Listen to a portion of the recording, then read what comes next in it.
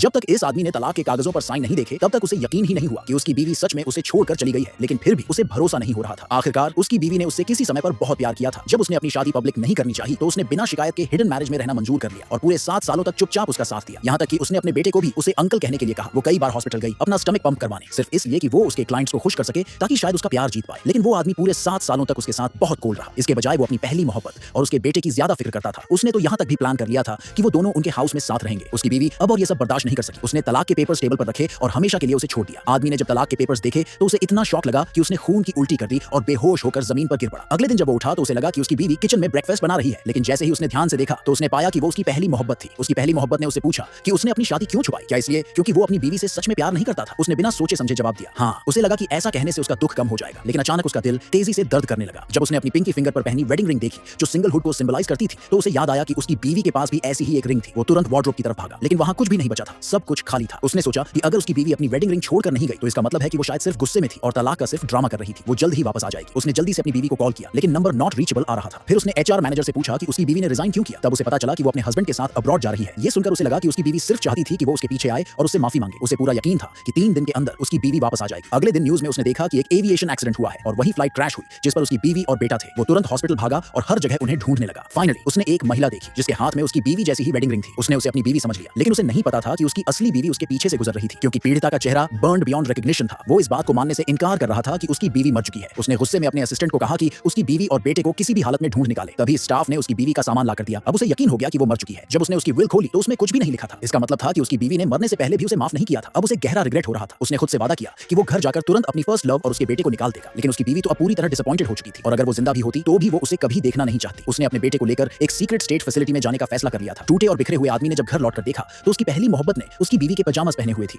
यहाँ तक कि उसकी बीवी की फोटो भी हटा दी गई थी और उसकी जगह उसकी पहली मोहब्बत की फोटो लगा दी गई थी। वो पागलों की तरह अपनी बीवी की बिलोंगिंग्स ढूंढने लगा। तभी उसकी पहली मोहब्बत के बेटे ने कहा कि उसने सब कुछ ट्रैश में फेंक दिया है। गुस्से में उसने जबरदस्ती अपनी पहली मोहब्बत को अपनी बीवी का सामान ढूंढने को कहा। जब उसे ट्रैश में एक कैमरा मिला तो उसने उसे खोला। उसमें उनके घर का सर्वेलेंस फुटेज था। इसमें हर साल उसकी बीवी और बेटे द्वारा उसके लिए तैयार किए गए बर्थडे गिफ्ट्स रिकॉर्ड थे, लेकिन साथ ही इसमें उसकी पहली मोहब्बत की असलियत भी सामने आ गई। अब उसे समझ आया कि उसकी पहली मोहब्बत कितनी चालाक और मैनिपुलेटिव थी। उसने अलग अलग तरीकों से उसे उसकी बीवी और बेटे के खिलाफ भड़काया था। उसे अब एहसास हुआ कि उसकी बीवी की मौत के लिए असल में कौन जिम्मेदार था। उसने गुस्से में अपनी पहली मोहब्बत को बाहर निकालने का फैसला कर लिया, लेकिन उसकी पहली मोहब्बत ने कहा कि गलती उसकी नहीं बल्कि उसी आदमी की है। अगर उसने अपनी बीवी से सच में प्यार किया होता तो वो अपनी शादी को कभी छुपाता ही नहीं और ना ही किसी और के प्यार में पड़ता। अब उसे अपनी गलती का एहसास हुआ, लेकिन बहुत देर हो चुकी थी। उसने अपने असिस्टेंट को कहा कि उसकी पहली मोहब्बत को कंपनी से फायर कर दे और उसे और उसके बेटे को अपने हाउस से बाहर निकाल दे। कुछ दिन बाद अचानक उसे अपने असिस्टेंट का कॉल आया। डीएनए टेस्ट की रिपोर्ट में पता चला कि हॉस्पिटल में जो विक्टिम थी वो उसकी बीवी नहीं थी। इसका मतलब था कि उसकी बीवी अभी जिंदा थी। उसने तुरंत अपनी बीवी के सोशल मीडिया लोकेटर से उसकी लोकेशन निकाली और एक विदेशी देश के रेस्तरां पहुंचा और वहां उसने एक महिला को देखा जो बिल्कुल उसकी बीवी जैसी दिख रही थी।